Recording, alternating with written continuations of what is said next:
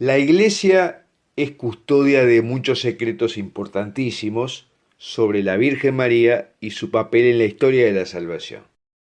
Su deber es protegerlos de los enemigos tanto internos como externos, porque la devoción a María es un pilar fundamental del cristianismo. Sin ella no se puede comprender el momento actual del mundo ni de la Iglesia, ni tampoco cómo Dios está interviniendo ahora y lo hará en el futuro. Aquí hablaremos sobre los secretos que custodia celosamente la Iglesia sobre la Virgen María y la importancia que ellos tienen.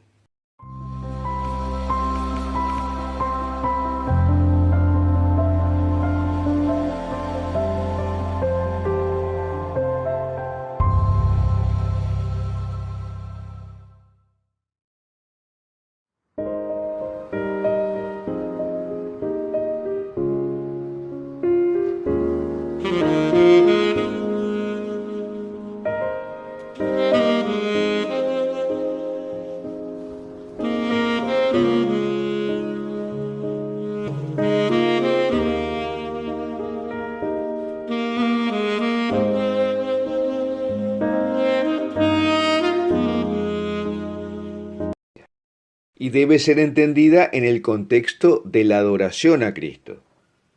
Desde los primeros siglos del cristianismo, la veneración a María se centró en su papel en la historia de la salvación como la Madre de Dios. Una de las primeras doctrinas que apareció fue María como Theotokos, que significa portadora de Dios, título que subraya la divinidad de Jesús y el papel único de María en la encarnación. Los padres de la Iglesia también defendieron la creencia de que María permaneció siempre virgen, lo que se refiere a la virginidad física y espiritual perpetua de María.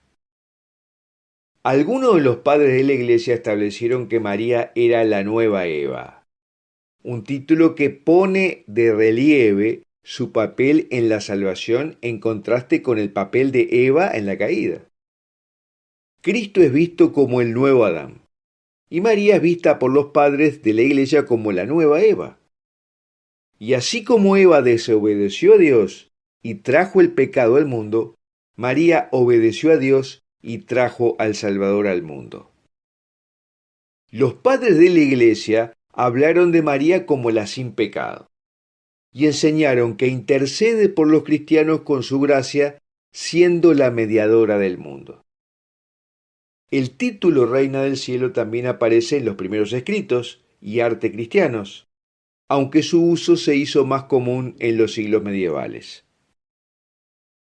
Pero la pasión profética de los cristianos sobre María comienza en la interpretación del Génesis, cuando el diablo engañó a Eva desatando el pecado original.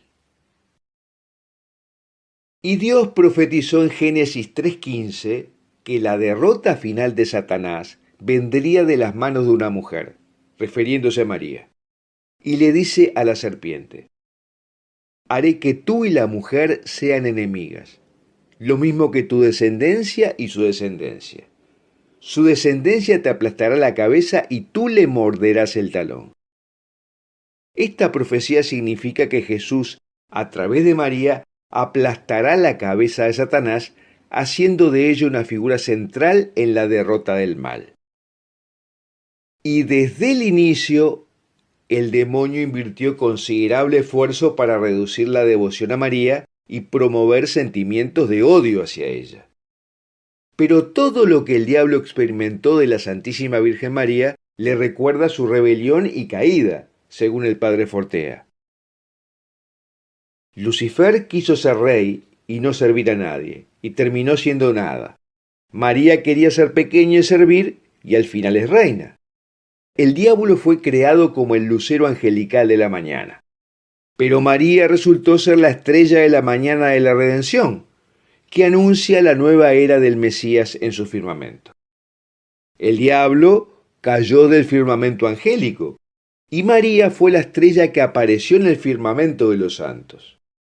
Lucifer no quiso aceptar al Hijo de Dios hecho hombre, y la Virgen lo acogió en su seno.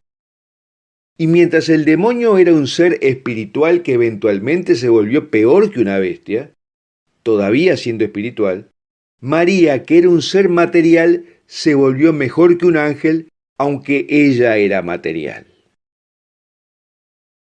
En todo este desarrollo de la comprensión de la figura de María, la Iglesia aprobó dogmas sobre la Virgen María que representan puntos de fe que los católicos están obligados a aceptar.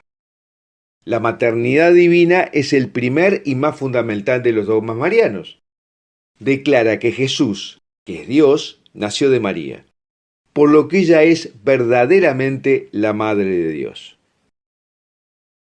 Un segundo es el dogma de la virginidad perpetua de María, que sostiene que fue virgen a través de la concepción milagrosa de Jesús sin intervención de un padre humano. Durante el nacimiento, la doctrina sostiene que María dio a luz a Jesús de una manera milagrosa que no violó su integridad física. Y después del nacimiento, el dogma afirma que María permaneció virgen por el resto de su vida, no teniendo más hijos. El tercer dogma es el de la Inmaculada Concepción, que sostiene que María fue concebida sin pecado original. A diferencia de todos los demás seres humanos, excepto Adán y Eva, María nació en un estado de gracia, libre de pecado. Y esto se hizo para que ella pudiera ser una digna portadora de Jesús, que es Dios, y por lo tanto no puede estar asociado con el pecado.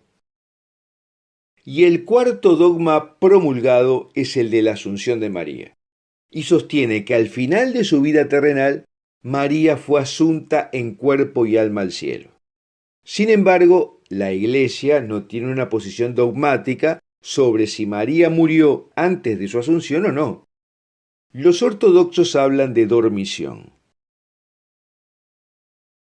Y también al final del Concilio Vaticano II, la Virgen María fue proclamada Madre de la Iglesia por el Papa Pablo VI durante el discurso de clausura de la tercera sesión del concilio por su papel como Madre de Jesucristo, que es visto como la cabeza de la Iglesia. Y lo hizo para compensar la traba que habían puesto los modernistas para que el concilio produjera un esquema independiente sobre la Virgen María, porque decían que ponía en peligro los esfuerzos de la Iglesia para promover el ecumenismo. Y actualmente hay una corriente que reclama la proclamación de un quinto dogma para María, de María corredentora, mediadora y abogada. Significa que María, al aceptar ser la madre de Jesús y sufrir junto a él, tuvo un papel especial en la salvación de la humanidad. Intercede por la humanidad ante Dios y ella entrega todas las gracias que Dios concede a los seres humanos a través de su intercesión. Aunque no significa que María sea necesaria para la relación entre Dios y el ser humano, sino que esta mediación es secundaria y dependiente de la única mediación de Jesús. Pero el pedido de este dogma fue central en las apariciones de la Señora de todos los pueblos en Ámsterdam entre 1945 y 1959. Nuestra Señora explicó que su rol como corredentora, mediadora y abogada comenzó solo con la partida de Jesús, y enfatizó que este dogma es la clave para el triunfo de su Inmaculado Corazón y la próxima era de paz, de acuerdo con las profecías de Fátima, y que es necesario para el derramamiento de los dones del Espíritu Santo en el segundo Pentecostés y para que finalmente el reino eucarístico de Jesús pueda ser establecido en la tierra.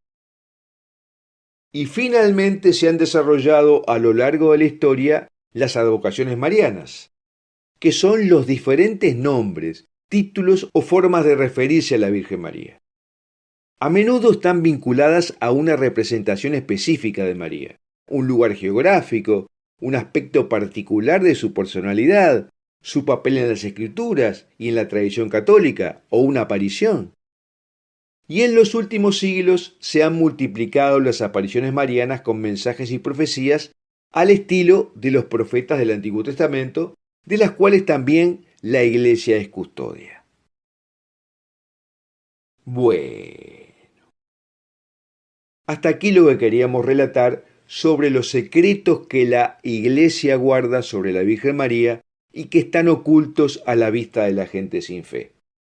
Y me gustaría preguntarte si piensas que el dogma de María Corredentora será promulgado por la Iglesia en esta década, más adelante o nunca.